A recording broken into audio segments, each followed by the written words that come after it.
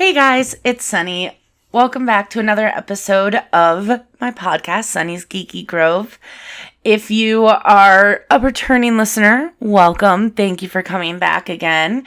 If you are new here, hi, how are ya? Welcome. Hit that subscribe button if at the end you want to hear more. Today, we are going to be talking about Overwatch from Blizzard Entertainment. And Overwatch is a first-person hero shooter, basically. It was released in 2016 on PlayStation 4, Xbox One, and Windows.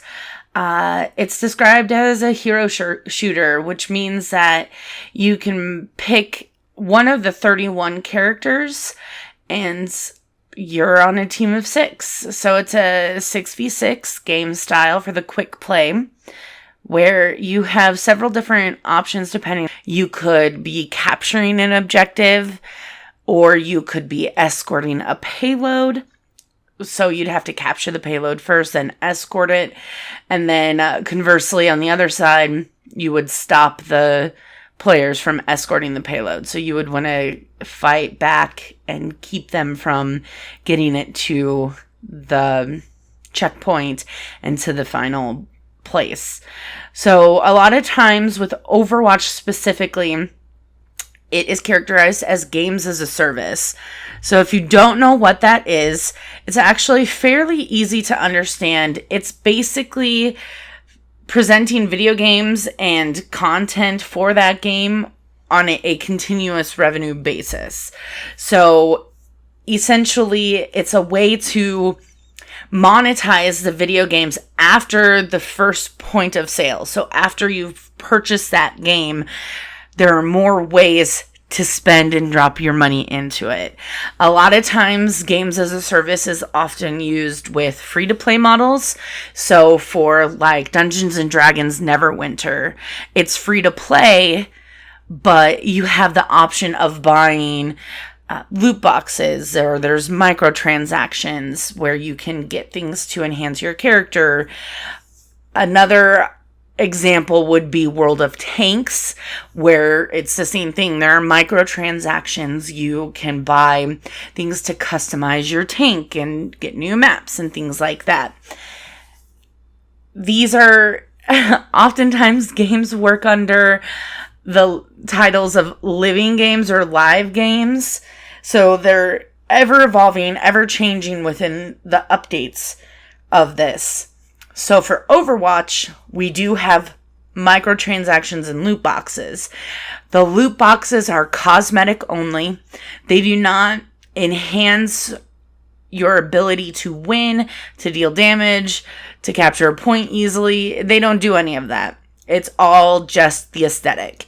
How your player looks, how your player can emote in game, and voice lines, victory poses, hero highlights, things like that you can unlock from loot boxes. But with Blizzard, they've also incorporated a loot box every time you level up. And in the arcade mode, which is part of that games as a service model, that was not there from day one. That was added in later along with competitive play. But in arcade mode, you have 9 streaks, if you will, where once you've won 9 times in a specific time frame, you'll receive 3 loot boxes. So you win 3 times, you get a loot box. 3 more times, another loot box. And then lastly, 3 more times in another loot box. They also have for rewards, if you complete the Uprising story for the first time, you'll receive a loot box. Sometimes they have 8-player free-for-all, and whoever comes out on top gets a loot box for winning. They also have different game modes within there, such as 3v3, 4v4, or 6v6 with mystery heroes, which every time you die, you respawn, and it selects another hero for you at random, which is a lot of fun. It helps you really learn how to play the characters that you wouldn't typically gravitate towards, and it gives you an option to have more of an exposure to that hero For instance, say you never play Doomfist because you're not sure how he works. Well, in Mystery Heroes, you're forced to play as Doomfist sometimes. Let's say you just get chosen as him. And then you're playing as Doomfist, and now you're realizing, hey, he's got some pretty great moves. And it's a lot of fun. But back to some background information on my video gaming style. So with Overwatch, all it is multiplayer online. And that isn't really my cup of tea. Back in the day, before it came out, there was Call of Duty. And with Call of Duty, most people gravitated towards the multiplayer, which obviously I'd played some because, you could only go through the campaign so many times.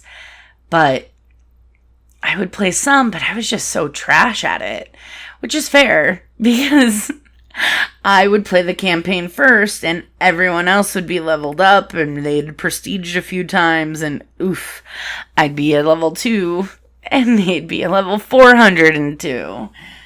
So, not very a fair fight. But I prefer campaign.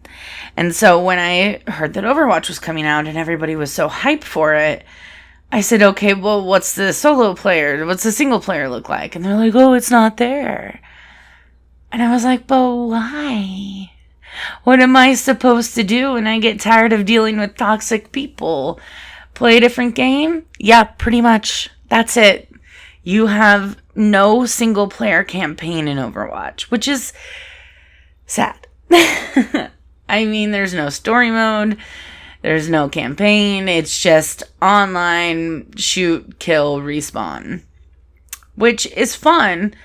Obviously, I have a lot of fun with it, but it's not necessarily like the type of game that I gravitate towards.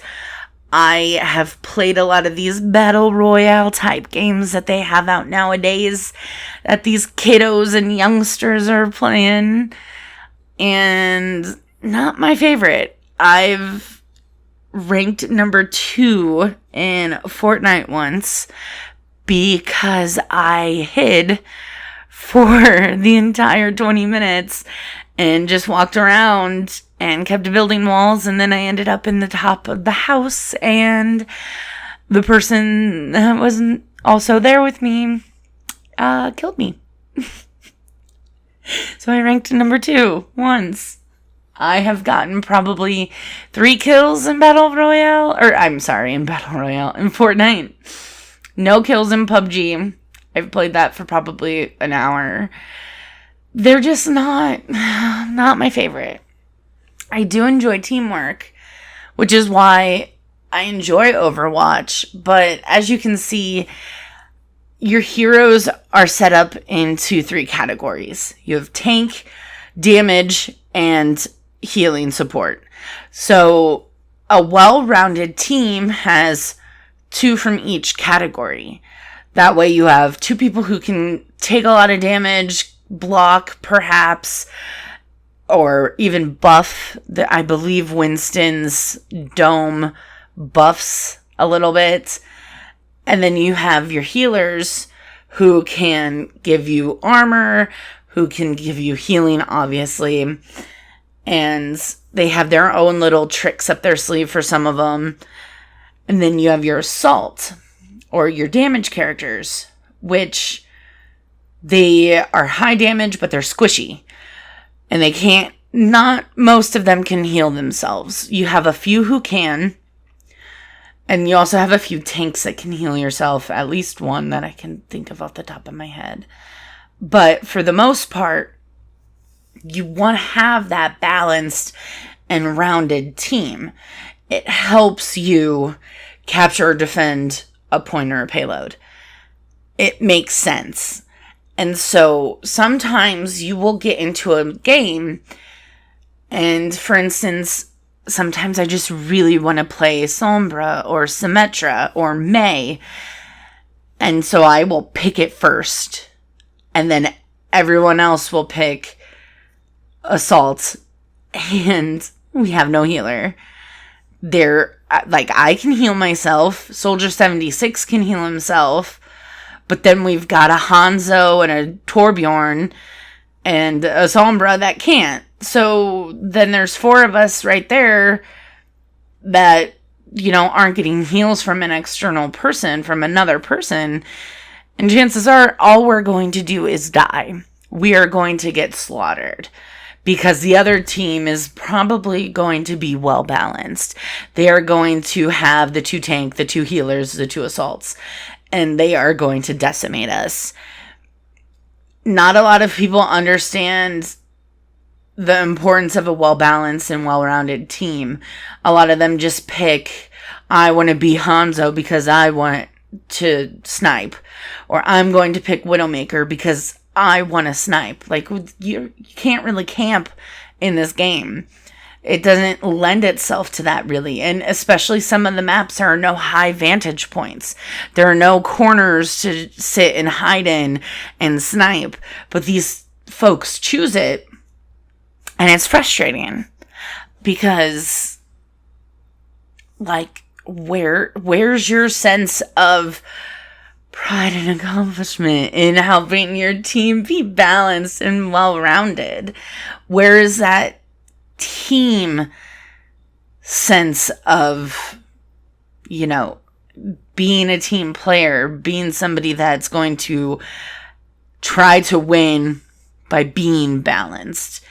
And I understand that the damage characters are a lot of fun. I love playing as Mei. I love playing as Sombra and Symmetra. And, Soldier 76 is fun because he can run really, really fast and he can heal. And Reaper's a lot of fun too, edgy grandpa. But come on, at the same time, you can't all be damage characters. There's going to have to be someone who can heal. And especially if you're in a game with no Mercy, Mercy can revive characters. So if you die and she's still alive and she hasn't rezzed anybody lately, maybe she'll res you. You never know. Then you won't have to wait and spawn again. It's one of those things that it's just frustrating when it happens. And last night I was playing and there was a Mei on my team who is such a fun character to play. She does damage, she can self-heal, she has an ice wall. Her ult is a little blizzard where she throws her companion up in the air and it spins around and it freezes enemy. Like, great, she's a lot of fun, she's super cute, she's adorable, love her. But she is a character that seems to draw in the toxic players. So last night, we were doing a capture the objective, and the 6 of us are in the room. The door opens. This Mei runs out, turns around, and drops her ice wall, blocking the 5 of us in. And it was a map where there was only one exit. And so then it broke, and she gets to the next point where it's the only other entrance into the inside of the map. And she throws her wall up again. She blocked us off several times like that from getting on the point, from staying on the point. She was self-sabotaging her team to keep us from getting on the point, from stealing kills from her, because she was really good as Mei. I think she had the most eliminations, which is surprising because, Mei doesn't really, she's kind of squishy, she has 250 HP, she can re-heal, she can heal herself, but not like a lot, and she doesn't do that much damage either. It takes about 2 or 3 snowballs to kill somebody, but if you pull R trigger instead, it sets out that steady stream of like liquid nitrogen is what I call it, where it'll freeze an enemy for a short amount of time. But, oh gosh, it was just very frustrating to see her being so greedy and toxic like that. because you really do want to be working as a team. We did eventually win, but at what cost? At what cost, Toxic May? How dare you? Anyway, let's get into kind of my favorite heroes. So, in no particular order, May is one of my favorites. And I have a thing for the M names. May, Mercy, and Moira. Oh my gosh. They are some of my favorites. Along with D.Va and Sombra and Symmetra. I love Orisa as well. I just realized they're like all female characters. Except Orisa is, a robot. Whatever. I also really love Bastion. He has the most adorable voice lines. He's just so cute. And I'm saying he's actually gendered, but I don't know. And I love Torbjorn. The turret is actually pretty good if you can keep its health up. And I love his ult. Now, I don't remember what it was, but it's definitely new within the past 6 to 8 months. His Molten Core. I love when he screams, Molten Core. And then it's just like lava shooting out of his gun. It's so cute. And it does a lot of damage too. And it can clear a point if you're doing an objective capture. So it's a lot of fun. But D.Va is probably the one that I gravitate towards the most. She is a tank. She does no healing, no self-healing either. But she has a shield that she can pop up in front of her, which will shoot the bullets and projectiles back at the enemy team. She has rockets that come out, unlimited ammo. She can fly a little bit. And her ult is she blows up and nukes her mecha suit and then can call in a new one. It's a lot of fun. She's probably my favorite, tied with Moira.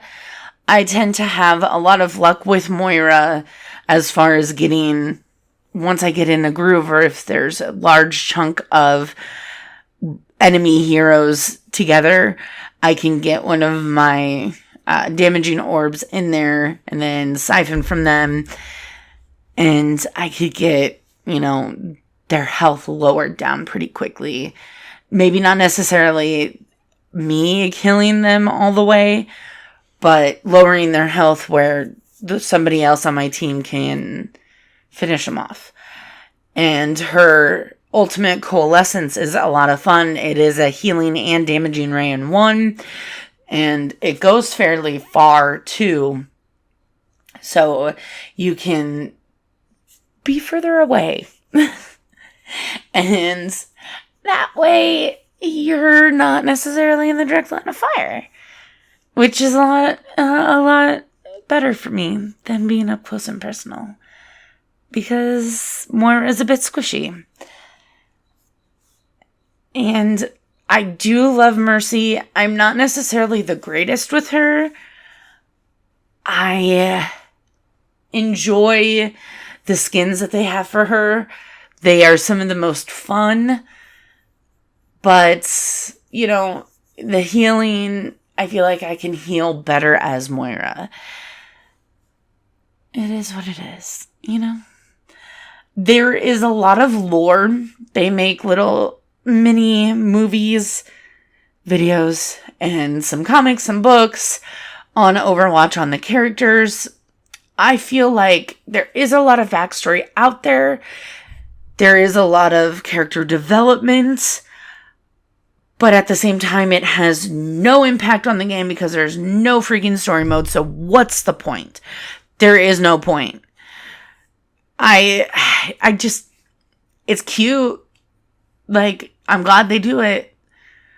But at the same time, make that important to the game by adding in a campaign, adding in story mode. Maybe you just have a little 3-episode story arc where you play as a specific set of characters. They kind of have that in the arcade where they'll have like Uprising or like Blackwater. Yikes. But it's not enough. Not for me, not for somebody that is more likely to purchase a game that has just a single player mode versus a game that has just a multiplayer mode.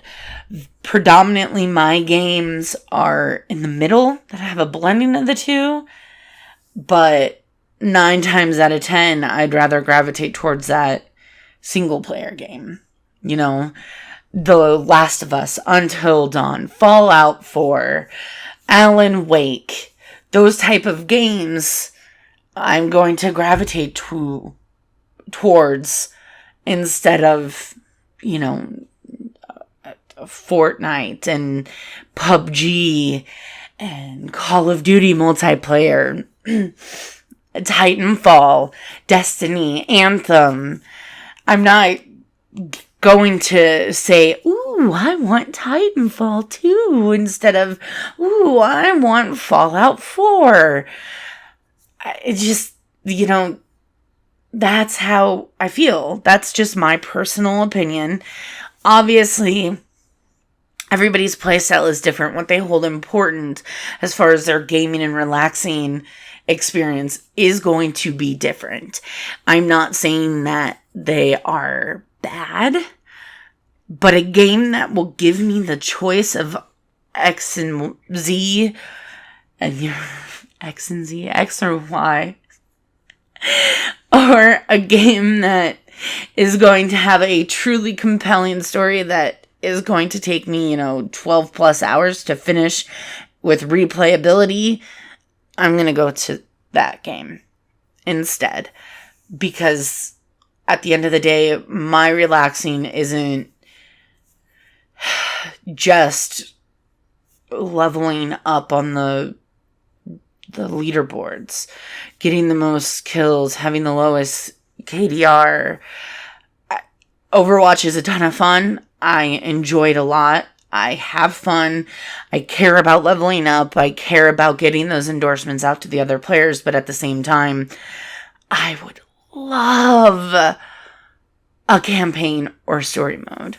I will say it until I run out of breath. That's what people do now. They clap after every word, right?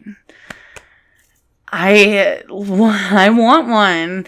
I think it would be a lot of fun to learn that backstory of my characters, my heroes, through a campaign.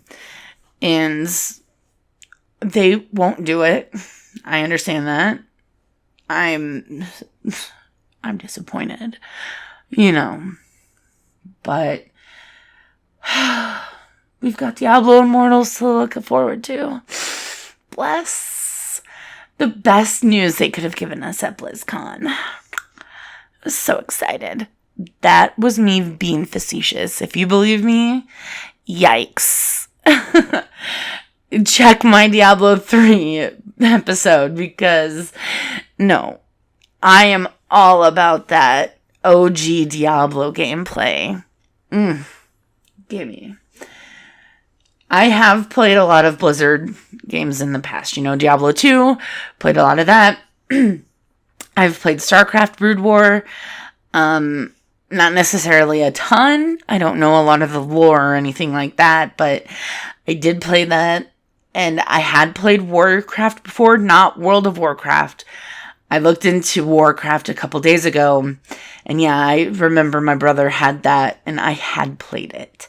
So I've enjoyed Blizzard games throughout the years. They are not necessarily always my cup of tea, but, Overwatch is a lot of fun. You get to kill people. You get to kill other players. How do I say that without sounding like a freaking creep? You get to heal, you get to capture points, you get to see cute little cartoony pixels and see just how adorable they are. And unlock skins.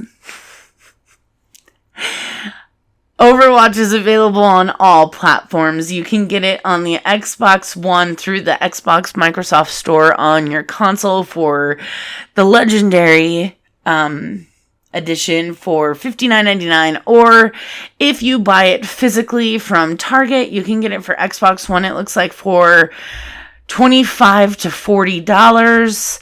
It doesn't look like... it looks like the same price for the PS4. On Amazon, for physical copies, they range from $25 to $33, depending on the platform and the edition. I don't think you can get them digitally anymore. And I believe it's on Steam for $29.99, if I remember correctly. But, yeah. So that is where we are going to end today's podcast episode. Once again, I want to say thank you so much for stopping by, for spending some time with me, and getting to hear a little bit about some of my favorite games. My name is Sunny, and if you'd like to catch more podcast episodes like this, I do post a new episode every Tuesday at 4 p.m. Eastern Standard Time. If you like the way that I sound, maybe you like how I sound reading a creepypasta. If that sounds like your bag, Frightening Fridays, I post at 4 p.m. Eastern a narration / acting out a creepypasta. And if you'd like to be notified of whenever I post, once you've clicked subscribe, you can ring that bell and you will get a push notification on your mobile phone and an email. If you like this video, make sure to thumbs it up. If you didn't, you can thumbs it down. It's going to make me cry. And do you really want that? Do you really want to hurt me like that? Leave a comment down below if you've ever played Overwatch. If you haven't, why and why not? And if you do, tell me, who do you main? Which is your favorite ult? Who's your favorite hero? And how do you feel or deal with those toxic players in the community? Once again, my name's Sunny. You've been awesome. Thanks for stopping by Sunny's Geeky Grove, and have a wonderful day.